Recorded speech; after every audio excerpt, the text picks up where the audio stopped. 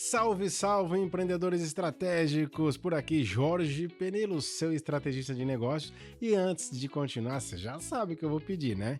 Para que você se inscreva no nosso canal, dê o seu like e convide todas as pessoas que você gosta e mande o seu link para as pessoas que você conhece e as pessoas que você sabe que querem negócios de sucesso com muito lucro e muitas vendas. Sejam todos muito bem-vindos. No episódio de hoje vamos falar sobre as 7 leis do empreendedor de sucesso. Vamos lá, muito bem. Qual é a lei número 1? Lei número 1 é: cuide de seus pensamentos quando você estiver sozinho. Isso mesmo. Sabe por quê, gente? O empreendedor, quando ele está sozinho, ele começa a ser muito autocrítico. Ele começa a encontrar muito defeito nele, ele começa a encontrar muito defeito nos negócios dele, no produto dele, nas soluções, nos serviços. Ele encontra o tempo todo defeito. E esse pensamento de defeito que ele encontra faz com que ele se desanime. Então, quando você estiver sozinho ou sozinha, tome muito cuidado para não ser muito autocrítica consigo mesmo. Lembre-se que você é ser humano e se entenda como ser humano. Se aceite como um ser em evolução. Aceite a sua empresa também, que está em busca da melhoria contínua, mas também em evolução. Então, quando você estiver sozinho, tome muito cuidado. Pensamentos intrusivos, pensamentos pessimistas, eles costumam habitar nossa mente quando nós estamos sozinhos. Quando nós estamos com amigos, quando nós estamos com outras pessoas que nós gostamos, quando nós estamos com clientes, com fornecedores, nós estamos centrados neles. Mas quando nós estamos sozinhos, normalmente esses pensamentos intrusivos, esses pensamentos derrotistas e pessimistas, eles vêm nos atacar. Então, cuide dos seus pensamentos quando você estiver sozinho. A lei número 2. Tenha inteligência emocional.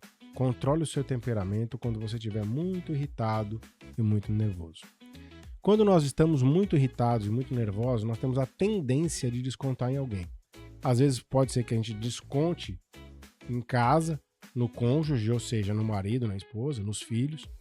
Pode ser que eu desconte no trânsito. Estou dirigindo e eu quero descontar minha raiva em alguém. Aí estou dirigindo e aí eu acabo dando uma fechada em alguém. Acabo agindo de maneira inoportuna, dirigindo com risco, né? Quase atropelo alguém na faixa de pedestre. E às vezes eu chego para trabalhar e começo a descontar nas pessoas que trabalham comigo, que são os nossos colaboradores ou nossos pares laterais. São as pessoas que estão com a gente, mas não são subordinados nossos. E aí esse seu temperamento muito forte, muito irritado, pode ser com que você passe para o cliente. Pode ser que você passe para um fornecedor. E dizer que a gente também não depende de fornecedor, não é verdade, tá? Por exemplo, eu tenho uma cliente minha que ela tem um e-commerce. Ela vende roupas que são plus size, ou seja, tamanhos grandes para as pessoas que estão fora de peso. E ela vende pela plataforma do Mercado Livre. Ela depende de fornecedores, principalmente dos produtores da região do Brás, em São Paulo, capital, e do Bom Retiro. Se ela não tiver um bom relacionamento com os fornecedores, ela não consegue o número de peças suficientes para conseguir fazer a venda. Em junho desse ano, quando ela me procurou, ela estava com dificuldade de vender, porque ela não tinha peça suficiente para o volume de compras que estava sendo feita no site. Quando ela me procurou a primeira vez é porque ela não vendia. Aí eu ajudei ela, através de estratégias de marketing digital, a atrair mais clientes, entendendo muito da plataforma do Mercado Livre. Ela começou a vender, que foi uma maravilha, só que ela não construiu um relacionamento muito bom com os fornecedores. E ela começou a tratá-los de uma maneira bastante irritada, sabe? E em algumas situações, às vezes, até desprezava um pouco as pessoas que eram fornecedoras. E eu falei para ela, não, nós precisamos criar uma política de boa vizinhança com esses fornecedores, porque senão essas pessoas, se elas optarem por não fornecer para sua loja, muito provavelmente você quebra.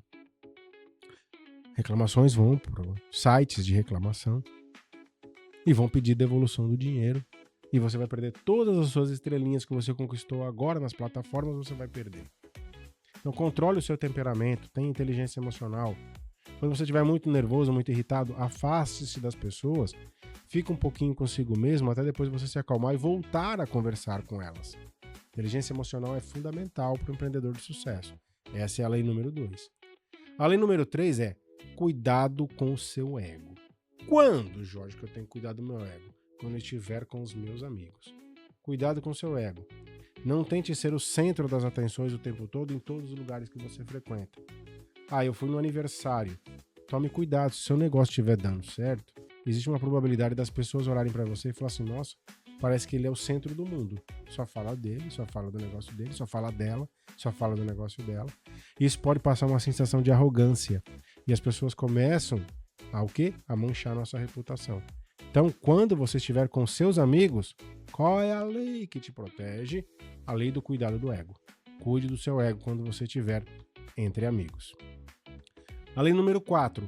Mantenha silêncio sobre os seus próximos passos. Quando você estiver com invejosos, quando você estiver com inimigos, tome bastante cuidado para você não revelar os seus próximos passos para as pessoas. Por quê? Porque elas copiam ou elas vão jogar contra. São poucas pessoas que estão do seu lado. São poucas pessoas que querem lutar pelo seu sucesso. Se você o tempo todo antecipar o que você está fazendo, as pessoas elas podem lançar antes que você, sabia? E mesmo lançando depois, vocês não têm ideia de quantas pessoas que já me copiaram. Copiaram em livro, copiaram em curso e copiaram em palestra. E copiaram até em frase, pra vocês terem uma ideia, tá? Eu fui numa rodada de negócio que eu falei, a pessoa está falando a frase que normalmente sou eu que falo. Planejamento e fazejamento. Eu uso muito essa frase o tempo todo. Não adianta só você planejar, você tem que executar. E aí eu vi lá a pessoa falando, olha, eu falei, essa frase é minha. Mas tá tudo bem, sabe? Então tome cuidado. Seus próximos passos tem que estar só com você. Só revele os seus próximos passos para a pessoa que você vê no espelho. Existem sim invejosos que às vezes parecem amigos, mas eles copiam as coisas que a gente está fazendo. Lembre-se que as pessoas só copiam aquilo que está dando certo, aquilo que está dando errado ninguém copia. Portanto, você vai se surpreender sim com amigos e amigas suas, tá? Você vai se surpreender. Você vai ver pessoas copiando coisas que você está fazendo. Você vai ver os seus amigos e as suas amigas copiando você na cara dura, como se tivesse brotado a ideia da cabeça delas. Seus próximos passos, guarda com você e para a pessoa que está na frente do espelho, tá? Qual é a lei número 5? A lei número 5 é foco na solução. Quando você tiver que entender um problema, tenta entender de onde partiu, que a gente chama de causa raiz, de onde brotou o problema. Mas focar ao mesmo tempo, você tem que focar o tempo na solução. Não gaste seu tempo encontrando desculpas de algo que aconteceu. Gaste seu tempo procurando uma solução. Supondo que você tem um problema de entrega, que é logística. Ah, você vende produtos. Eu tenho uma mentorada minha que ela é artista.